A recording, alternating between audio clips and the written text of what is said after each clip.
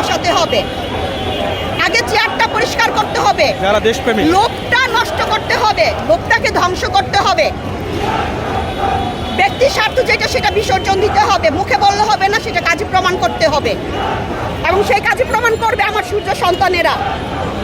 তাদের ওই জায়গাটা দিতে হবে এবং ভারতীয় আধিপত্য বিস্তার দূর করার জন্য অবশ্যই সবার সাথে, সাধারণ জনগণের সাথে তাদেরকে রাস্তায় নেমে আসতে হবে এবং তাদের আসতেই হবে।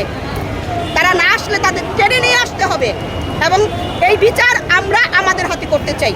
হাতির বিচার কোনো জেল আদালত করবে না। কিসের আইন? ইন্টার্নশিপ কেয়ার থেকে যখন বলা হলো, যখন ওদের কাছে এই খবরটা ফাঁস হলো, যখন হাদি নিজে বারবার বলল, তার পোস্টে গিয়ে বলল যে যে কোনো সময় আমি মরে যেতে পারি, শুধু সে মরে যাবে এইটা না, একটা মৃত্যুকেই সব কিছুর সমাধান। এক হাদি শেষ হয়ে যাওয়া মানে কি সব কিছু শেষ হয়ে যাওয়া? বাংলাদেশ মরে গেছে। বাংলাদেশ কি মরে গেছে? মরবে না।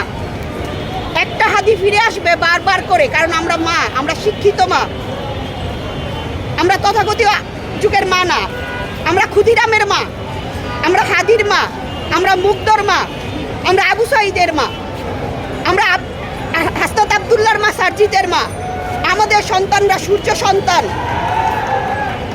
আমরা মায়েরা যত আদর দিয়ে সোহাগ দিয়ে সন্তান বড় করতে পারি, সন্তানের গায়ে আঁচল লাগলে আমরা তার চাইতে বাঘিনীর চাইতে খারাপ হয়ে যেতে পারি।